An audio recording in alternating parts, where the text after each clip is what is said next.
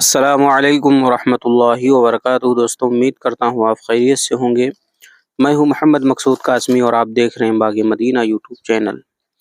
دوستوں، آج کی اس ویڈیو میں ہم بات کرنے والے ہیں اسد الدین اویسی صاحب کے بارے میں کہ ان کے لیے غیر ضمانتی وارنٹ جاری ہو گیا ہے۔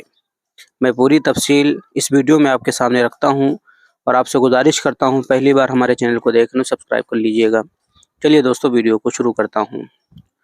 کل ہند مجلس اتحاد المسلمین کے سربراہ بیرسٹر اسد الدین اویسی کے خلاف اتر پردیش کی ایک عدالت نے غیر ضمانتی وارنٹ جاری کر دیا۔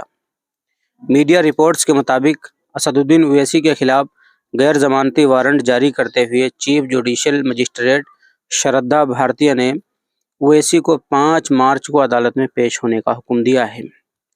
واضح رہے کہ راکیش پرتاپ سنگھ نے اویسی کے خلاف 2022 میں سورت گڑھ تھانے میں دفعہ 295A 153A اور 298 کے تحت مقدمہ درج کرایا تھا۔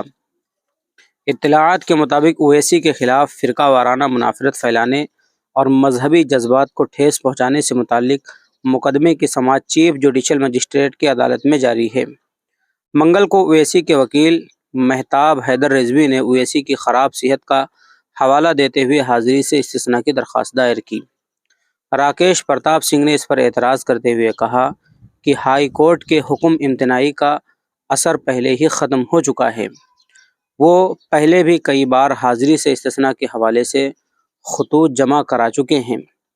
بحث کے بعد CJM نے حاضری سے استثناء کی درخواست کو مسترد کر دیا اور اسد الدین اویسی کے خلاف ایک غیر ضمانتی وارنٹ جاری کر دیا۔ انہوں نے اویسی کو 5 مارچ کو عدالت میں حاضر ہونے کا حکم دیا ہے۔ تو دوستو، یہ تھا پورا کا پورا معاملہ اسد الدین اویسی صاحب سے جڑا ہوا کہ ان کے خلاف مقدمہ جو درج کرایا گیا تھا، اب ان کے خلاف جو ہے غیر ضمانتی وارنٹ جاری کر دیا گیا ہے اور 5 مارچ کو ہر حال میں عدالت میں حاضر ہونے کے لیے اسد الدین اویسی صاحب کو کہا گیا ہے۔ دیکھتے ہیں کہ عدالت کا کیا فیصلہ ہوتا ہے، کیا معاملہ بنتا ہے۔ اللہ سے دعا کہ اللہ تبارک و تعالی اسد الدین اویسی صاحب کی ہر شر سے حفاظت فرمائے۔ اب آپ حضرات کا اس خبر کے متعلق کیا کہنا ہے، نیچے کمنٹ باکس میں اپنی رائے کا اظہار ضرور کریں۔ پہلی بار چینل کو دیکھ رہے ہیں سبسکرائب بھی کر سکتے ہیں۔ چلیے دوستو، پھر ملتے ہیں انشاءاللہ جلدی کسی نئے ویڈیو میں۔ السلام علیکم ورحمۃ اللہ وبرکاتہ۔